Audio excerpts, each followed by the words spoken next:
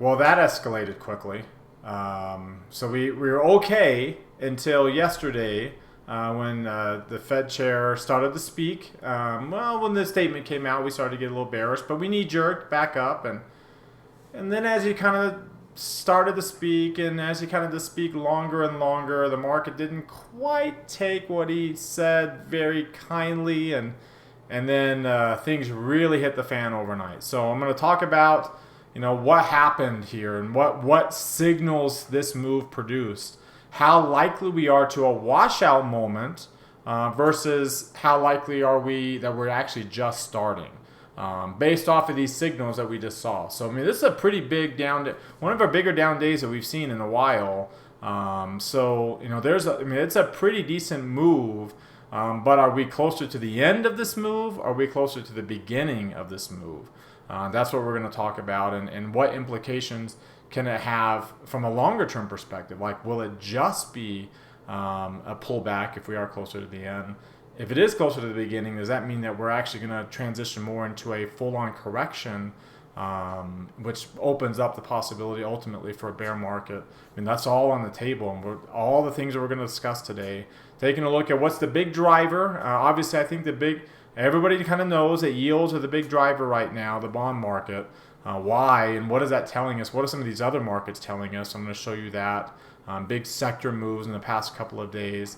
And then our trade idea is a stock that's starting its own bearish pattern, and how do we trade that with what we're expecting out of the markets? Again, beginning versus end. How do we trade this stock that's kind of like a bellwether for its sector? So let's go ahead and get started.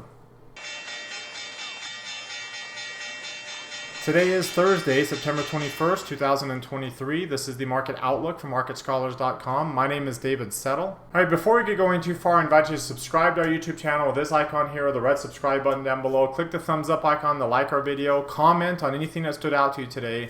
Join our website at MarketScholars.com for free. Follow me on Twitter for more content between the videos, and join our Market Outlook Facebook group that we've created. All right, if you're watching on our blog, check out some of these other things over here on the right, including our Market Outlook live videos. Come down to the bottom, click this heart. It opens up this tab. Click that like button there. Again, same thing here. Click that thumbs up icon. It opens up another tab. Hit that like button there. Again, the more you do that, it helps get our content out to all of our followers on those platforms. That's all we always ask for. It's a big deal to us. That's why we always ask day after day for that. Our goal is to get to 100 likes on Twitter, X. We're getting closer and closer, so thank you to those who like us day after day, and those who don't, you can do it right now while you're watching with one or two really easy clicks. All right, let's start off taking a look at the S&P 500 with the market forecast indicators. You can see we ended up actually gapping down below the August lowest close there, and then finishing below the low of that August decline. So needless to say, pretty bearish day today here. Obviously, you're back to dark pink shading and a red line. The short-term indicators are both in extreme lows, below the first percentile. You're more than 2.5% below the 30-day moving average again, which typically is the cutoff for starting intermediate declines. Remember, that's about as far as we got over here before that expiration date, and then we rallied up. So usually dropping below that level kind of starts these, doesn't necessarily end them. And so yeah, now we are like the intermediate line failed to get back above the market sentiment. We've been looking at that for a while. The near-term line obviously is still below intermediate line. And considering where the momentum and near-term lines are, the red and blue lines, pretty good chance that green, the intermediate line, will get into the reversal zone again, right? And as we work our way, into potentially a much longer pullback and potentially deeper pullback than what we saw in August. Technically, this is all still one big pullback, as we never did get. I mean, we were kind of in bullish territory, but we never did get dark green shading in the green line. So we never really got an intermediate rally going. You definitely never got one in the Russell, right? As we had a 1-day bear tag and that was it. And we never got one either on the Dow Jones, which again we had a 1-day bear tag and that was it. And they both failed miserably. So we are bearish, and a lot of that's the Nasdaq. The Nasdaq finally has joined the party.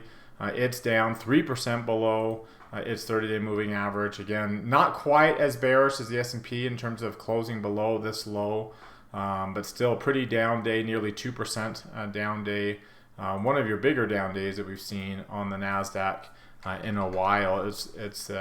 You can see here we've had some 2% declines previously. SPY, that's not been the case, right? This is the biggest decline on the SPY at 1.65%. This one was 1.58. So we have to go all the way back to March 22nd. So in the wake of pretty much the last day of that regional banking crisis that we had, the Fed really pumped some liquidity into the system and to stave off any systemic issues that those regional banks might have with all those banks failing. That was it, right? That was it. I mean, we rallied off of that low point. So a bigger decline since then. As you can see, the market's rallying, and we'll talk about the gap today, but a couple big gaps in the last week, and they both have some pretty significant implications.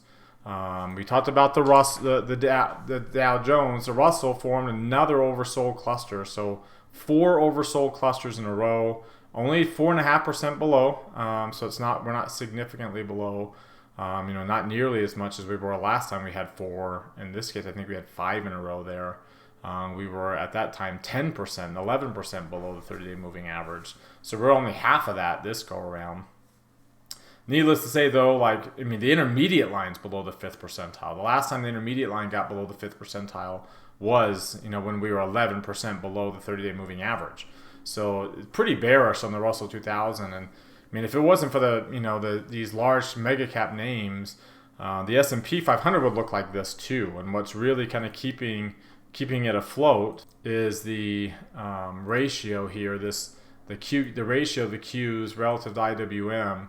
It's still up above 2. It's rolled down a little bit here the last couple of days, barely below the 8-day moving average. So we're still the Qs are still holding up the rest of the market, even if kind of the broader levels of the market are really dropping pretty hard. As I mentioned, IWM, this doesn't look good at all. Here's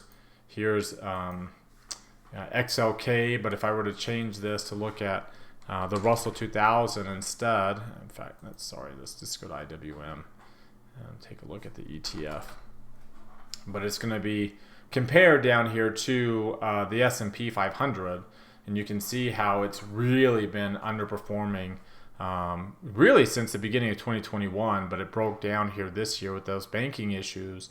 And we had some momentum. We were gaining some relative strength. But big breakdown today, big breakdown here. And as you can see, when this ratio underperforms the S&P 500, that tends to be, it tends to lead us into some weakness, as we saw in late 2021, leading us into that correction. And then again, you're kind of seeing right now, you also kind of saw that here in October as it led into that correction. IWM, as it was dropping, underperformed there during that correction as well. 15 and 16, you can see IWM underperformed during that correction. 2014 was a big year of underperformance. 2011, IWM underperformed relative to SPY. So you can see during these corrections, even during COVID, IWM just doesn't do very well. And we had some positive momentum, we're losing that momentum. And you can see the breakdown that we had. This is on a weekly chart. Big breakdown. So let's take a look at the weekly charts now, and you can see the weakness here.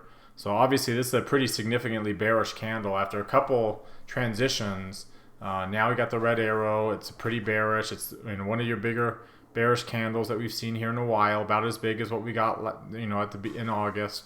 The Russell 2000 is a different story. The Russell 2000 is a little bit bigger at 3%, a little bit bigger there, leading us into, again, about the same as what we saw in August, but leading us potentially into more weakness, because in this case, not only do we have the red arrow, but we're also pretty clearly below the 200-week moving average, or the 40-week, the 200-day. In this case, we use the 40-week exponential as our proxy for the 200-day. That's pretty clear. We're closing below a lot of lows. when you get below the 200-day, we tend to stay below the 200-day. Again, outside of the over here where the Fed stepped in and calmed that market, as pretty much was made clear yesterday, the Fed's not going to step in and calm any markets anytime soon. No rate cuts coming, quantitative tightening still full bore. So, and I think that's kind of the message the market has been getting and translating into bearish sentiment or risk aversion. As you can see, 3 red arrows across the board here, looking at the breaking those lines down into their own versions. You can see, I mean, look at that. I mean, we're clearly down below these moving averages, filling in the gap between the 50 and the 200. There's even a bigger gap to fill in to the Qs. I mean, you're looking at a move potentially on the 330 on the Qs. At least that's what I would expect, because there's just no volume in between because of how fast we moved up in that June the June expiration cycle.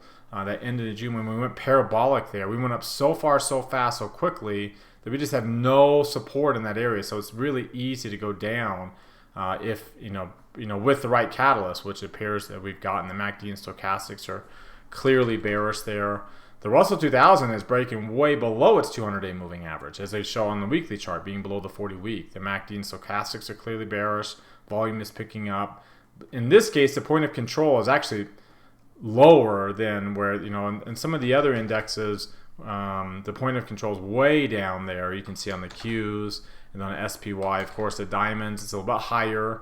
That's right where the 200-day moving average is. But for IWM, you can see, I mean, you're pretty much almost there. You're almost, as weird as it seems, we're almost at those late December lows on the Qs, whereas on IWM, the Qs, there's where the late December lows are. So there's a big, if there's going to be a catch-up trade, there's a big catch-up trade in the Qs that not only get below the 200-day moving average, but to start to approach some of these lows from late last year and early this year and that point of control there. And as I mentioned, on the weekly chart, that's a big breakdown below not only the 200-day moving average, but also the 200-week moving average. I mean, that's a clear breakdown there. And unlike the last one we had, the Fed has pretty much stated that they're not going to step in, and like they did then, to calm the markets. I mean, there's no banking failure, so they really can't necessarily, according to their, especially with how strong like the jobs numbers were today. Like they can't cut rates if jobs with the employment sector is so hot. They can't cut rates if inflation is still very strong. So they're kind of backed into a corner where they kind of have to let things go if risk aversion increases, which is kind of what they stated yesterday and what we're seeing play out here today. Let's take a look at the DMI and the S&P. Big breakout. We talked about how we were setting up for a breakout for quite a while. Well, here's our breakout, right? You're below 20 on the positive indicator, well above 30 on the negative. I mean, that's pretty clearly a breakout trade. You also see that too on the RSI and the CCI. You're below 40, so you're still, we never did get in bullish mode because we never got above 60, but we're below 40, we're way below 200 on the CCI. On the weekly chart, we are now below minus 100. So the green box now ends here, right? Getting below minus 100, now granted, we're just a toe dip below minus 100, so take that for what it's worth. And the week's not over. We could rally pretty sharply tomorrow, even though, we typically don't, right? On average, we typically fall on Fridays when we have a 1% or more down day on Thursdays.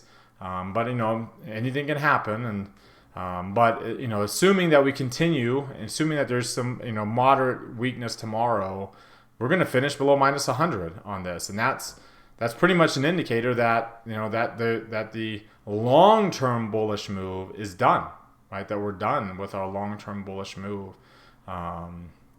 That's very basically suggests that we're back in the correction mode. That this is not just a pullback, because that's when you only dip below zero. It's now, potentially more of a correction. And you can see that as well in the Ichimoku cloud. You are well below the cloud, right? I mean, we're the pink shading's coming up. I've been talking to you about that pink shading for quite a while. We're below the cloud, and we're just starting. Like, we don't even have intermediate trend strength right now. Like, it's still very weak trend strength. So this isn't like overdone and overblown and okay, now we're going to bounce up today because it's so. No, it's just barely starting according to the trend strength indicators. Potentially, of course, anything can happen. That's, again, IWM shows a little difference, right? We are at intermediate trend strength, so below 2, above 65. We are at intermediate trend strength there. We're way below the cloud. The rate of change is way negative. So, I mean, we are clearly bearish. But then on the other hand, the Qs, we're, again, barely starting. We're barely starting any bout of weakness here. If it turns out to be, again, more weakness, which, of course, I assume. My expectation is that we're just getting going here. We did close below the lower band. That's the first time we've closed below the lower band since way over here. So none of this bullish move did we ever close below the lower band. And we have now, right, pretty clearly. We're also below the Keltner channel, so big breakdown. The bands also exceeded the Keltner channel, so the green dot.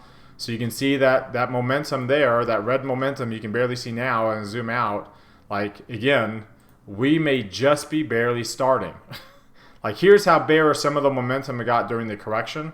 Like, so follow my cursor all the way to the right, and you can see where, we're at today, minus 209, and minus 2,000 is where we basically can get to. Like, I think we're just getting going here. Now, again, does that mean we're going to fall every single day? No. As you saw over here, like, we didn't go down every single day. But the momentum and the trend is clearly to the downside right now. I told you about the gaps. We talked about this gap already, the runaway gap. This gap is obviously not a runaway gap because we're already bearish. But this gap is in my opinion, a breakaway gap. A gap where we gap down below an important level. In this case, the August lows. We gap down below an important level and we just run away from the open. Significant gap. That gap through a significant level. In this case, it was August lows. And then we just keep going. So similar to a runaway gap.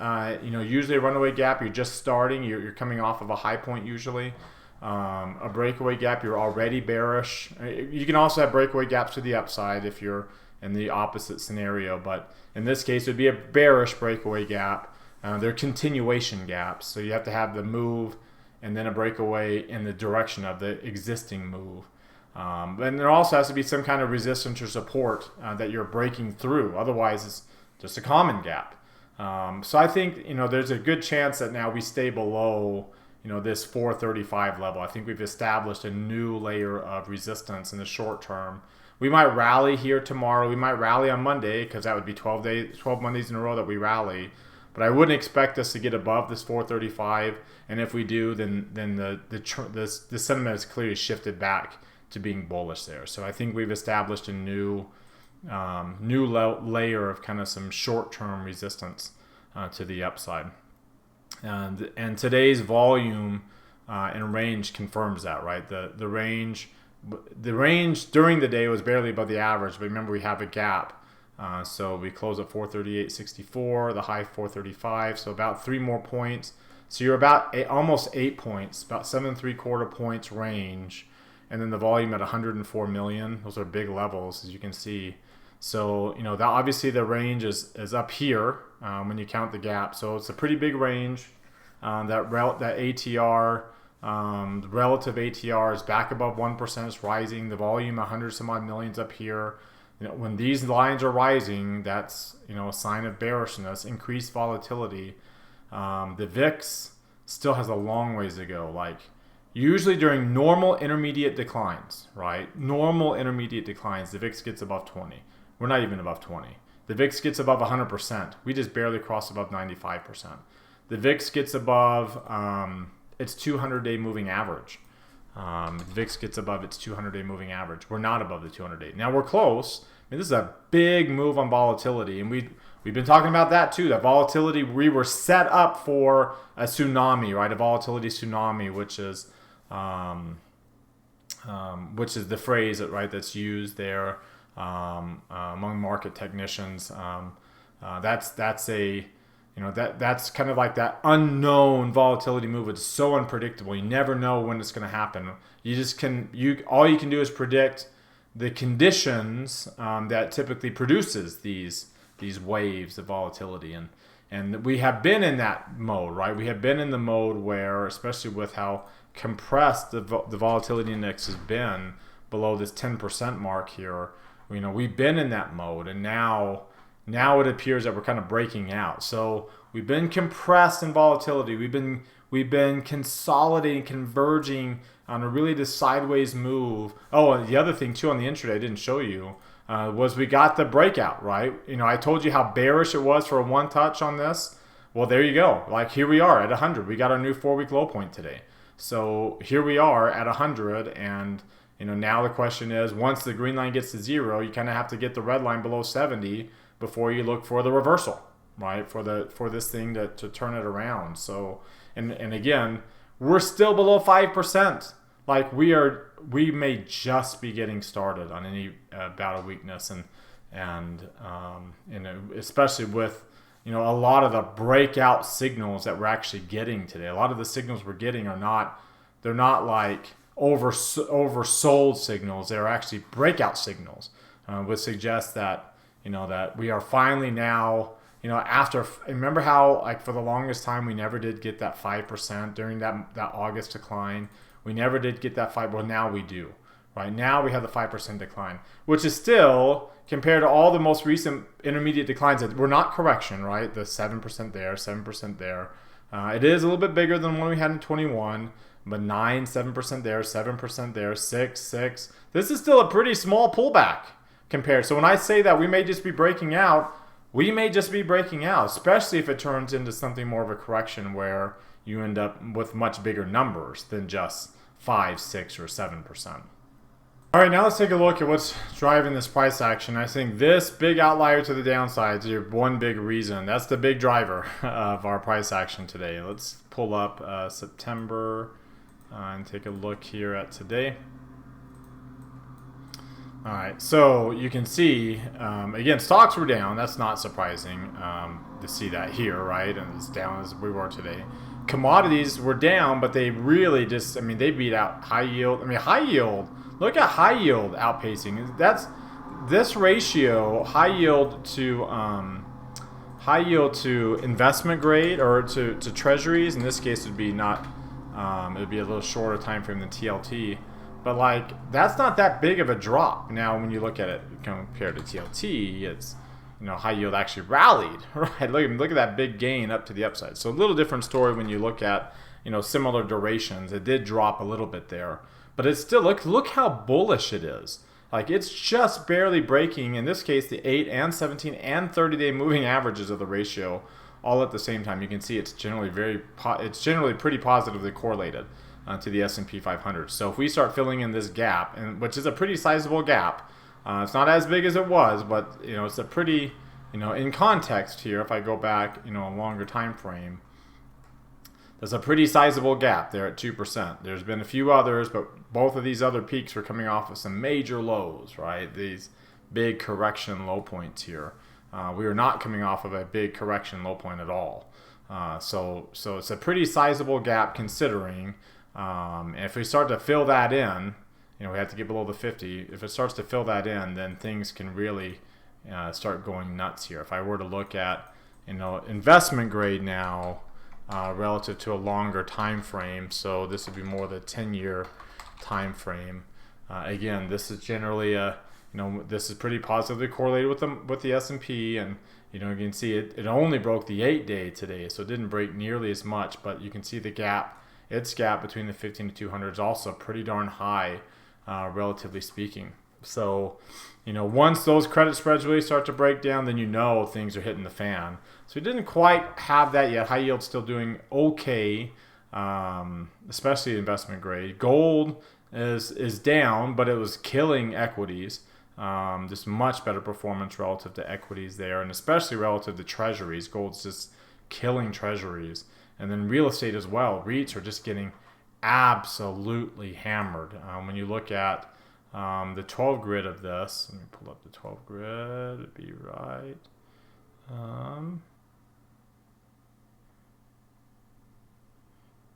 Be this one. Look at the 12 grid. So here's that real estate here in the middle.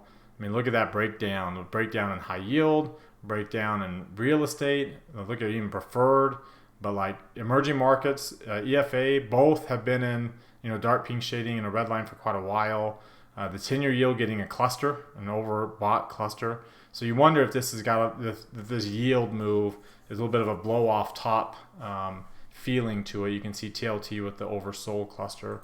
Looking at the major markets that are out there besides the US, let's take a look at the 12 grid for that.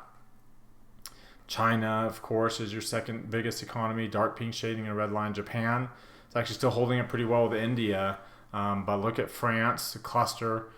Germany, cluster, has been getting tons of clusters here. UK is turning south. Brazil turning south. Canada going south. Look at the big falls there in Korea, a 2.5% decline, 2% decline in China. Italy is down, dark pink shading and a red line. So things are definitely turning in the wrong direction globally, not just here, of course, in the US. And then finally, when you take a look at the sectors and how they performed here today. So let's just go to the 1-day chart on this. So September 21st. You can see XLY, of course, real estate doing poorly. The REITs are doing poorly. XLY down 2.75%. Materials down 2%. So, I mean, it's a pretty broad cyclical. I mean, the industrials and financials matching. Communication services actually held up pretty well, pretty decently relative to the other safety trades. But they were down pretty decently too. Like this was kind of full-on risk-off mode. And if you look at the last 2 days, because we've been down quite a bit the last couple of days here, you can see it's technology. It was yesterday was a big dropper. Discretionary today, because it held up decently yesterday. Communication services was the big dropper yesterday. It held up today. There is your real estate really getting hammered today, because it held up pretty well yesterday, along with staples and utilities.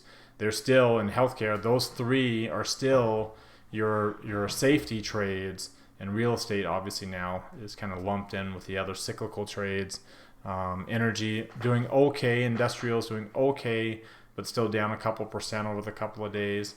So I mean, this is full on risk off, and you go back to August the 1st when this whole pullback really started. Whoops, let's change this to like a 30-minute. So when this whole pullback started, I mean, look at some of these numbers down here with the S&P. XLK is down there, XLY is down there. Communication services doing okay. Utilities is down there, but though they're off of their lows, and energy is the only one that's actually up since August 1st. Healthcare is actually holding up pretty well too, down less than 3%. But definitely a rotation. When you look at the relative rotation here of the major sectors, you can see, look at this, like on a weekly basis, energy still has strong relative, these three still have pretty decent relative strength. XOK and energy have kind of flipped spots, so they still have the three strongest relative strengths. But these three have the weakest momentum out of all the sectors, again, on the weekly basis. Financials and energy and healthcare are your three top momentum trades right now. When you look at the daily version of this, kind of more of a shorter term, it's financial, staples, and utilities. Energy had been leading, and they're rolling down. Your biggest losers from a momentum standpoint are actually industrials, materials, and technology. So two very economic growth sensitive areas, along with technology, which is basically the top of the market. It's really going south pretty quickly, and that's with staples and utilities going hard up to the right and technology going hard down to the left. It kind of gives you an idea of which way the market's moving. I showed you on a tweet that we dropped below 100 on the number of stocks above their 50-day moving average. That's typically a correction level. 150 is a correction level, and we dropped 35% in 1 day today. When you look at the 200-day, here let's change it. Let's go look at the 200-day on this one, so we can get that. It dropped over 11 or nearly 12% in 1 day today, dropping below 224. So if you look, that's 250 is the key level there for corrections, right? Again, back in March we dropped below that, and the S&P dropped below the number of stocks above the 50 dropped below its level But the Fed stepped in and really increased that balance sheet and helped the banking system, and we rallied off of that. This one over here, remember the 50-day did not drop below it, same as the 200 as we consolidated there, and then we rallied. But this is a pretty clear breakdown, and like I said, the Fed's not stepping in this time. They're not expected to step in this time. So we might just be starting more of a correction to the downside, especially considering the breadth. When you look at the new highs and new lows dropping below 600, the McClellan oscillator dropping down to really, really low, down below minus 50. Minus 35 is that level, so we're easily below that minus 35. We're already below zero on the summation index, so it's not like we're coming up from this peak. Again, we're in my opinion, and we're not bottoming out here like we have on some of these other levels where we got like multiple clusters, right? Remember, we got the multiple clusters on the Russell over here. The summation index was very negative. We're just getting going on this. So, and then of course the money flow, as you would expect, is easily below 40. So we are in bear mode, and one positive is we're not below that low point on the money flow index yet. So that's a positive.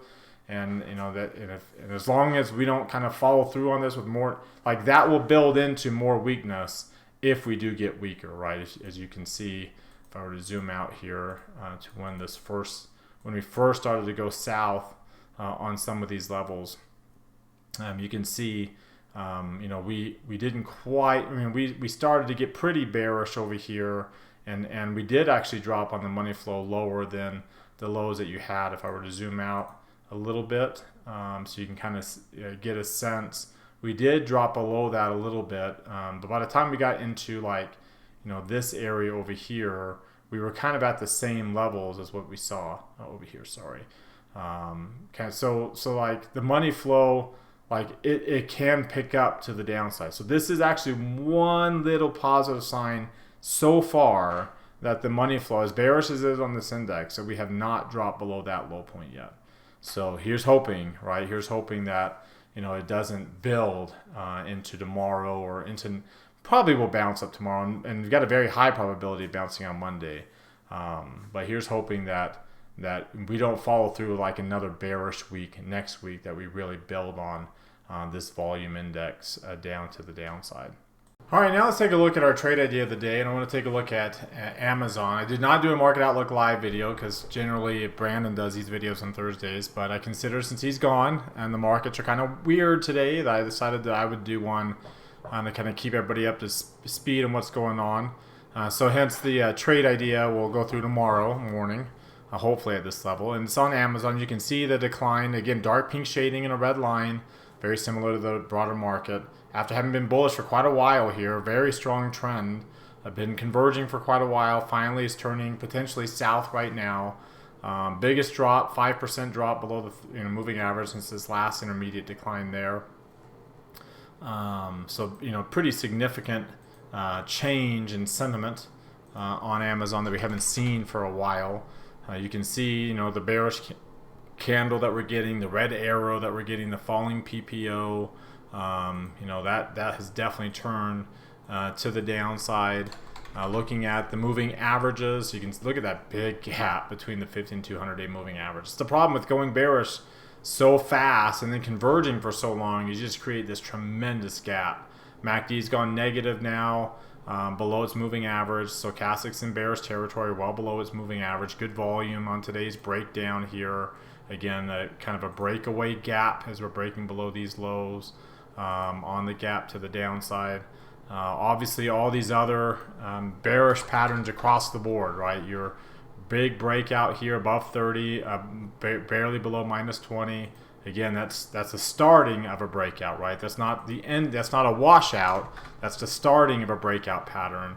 Getting below the lower band, the bands themselves are, we've had bullish momentum, so we haven't even started bearish momentum yet. We're closing below the band and below the lower Keltner channel. The bands are already outside the Keltner channels, so like things have potential to be more bearish here for Amazon than what we've seen.